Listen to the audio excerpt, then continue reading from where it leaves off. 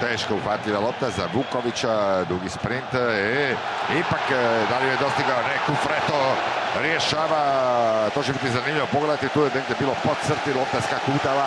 To može biti i vjerojatno će biti ubačaj u srce kazna prostora, to se i dogodilo prema drugoj vratnici, vrlo neugodna lopta, tukao je tamo Tonela, ali ostaje i dalje 0-0 i drugi žuti crveni karton za Brkljaču. To je ono što ste kazali malo prije. Prije napravio nešto što je bilo na rubu žutog nad vidom i sada igra protiv igrača koji je već odigrao loptu i udara ga. To je stvarno, kako je rekao, ne naivno, nego nepromišljeno, da ne upotrebi neki teži izraz koji bi mogao biti i uvredljiv. Mario Brkljača skupio je 2 žuta na brzinu, evo pazite, nagazio protivnika, a Bebek je tu u neposrednoj blizini. Kako neki kažu, na stepenicama se broje novci i konačni rezultat se postiže tek pri kraju. Ovo je opasno, ne znam da li je to Vida želio, da li je to bio centar šuta, ali išao je čak u okvir gola, tako da je Subašić morao intervenirati, izbacio Kelave koji taman se skoncentrira na loptu kad pukne nešto kazna iza njega. Evo vidite, to je taj jedan od tih trenutka, Tomasov i Kelava je uspio boksati to. Opasno tamo naravno, bacaju baklje i opet u kazni prostor, odlična prilika i gol! 1-0! Andrić.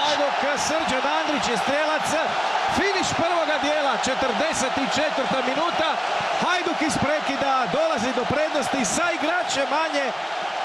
Od 20. minute bez Brkljače loše reagirala Dinamova obrana, tu Kelava ništa ne može učiniti i Srđan Andrić za prednost Hajduka 1-0.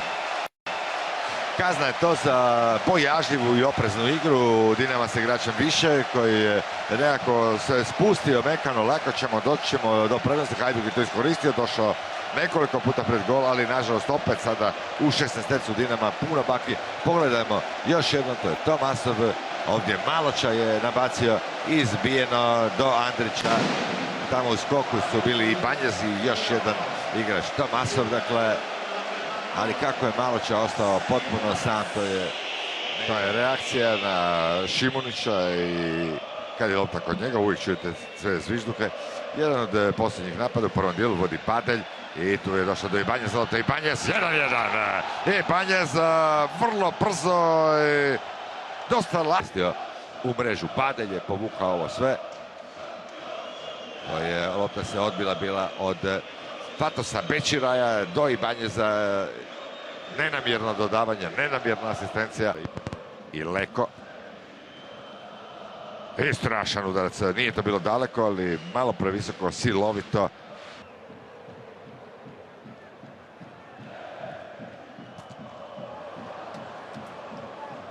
Udarac baš izvodi i sam Hajdukov kapetan, pa onda tamo Lima pokušava ubaciti, dao je uporabljivu loptu, odličan udarac u ovoj akciji, sam se izborio i za poziciju i Lendrić opalio.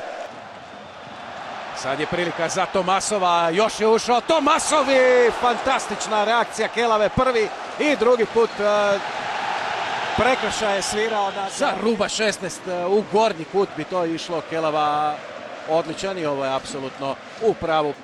Odlazi Šerbini, Andrić, lopta se odbila od živog zida i bit će korner za Hajduk. I u ovom trenutku Bebek svira kraj. Kraj utakmice koja nije trebala 90 nego 100 minuta kako je već uobičajeno u Splitu.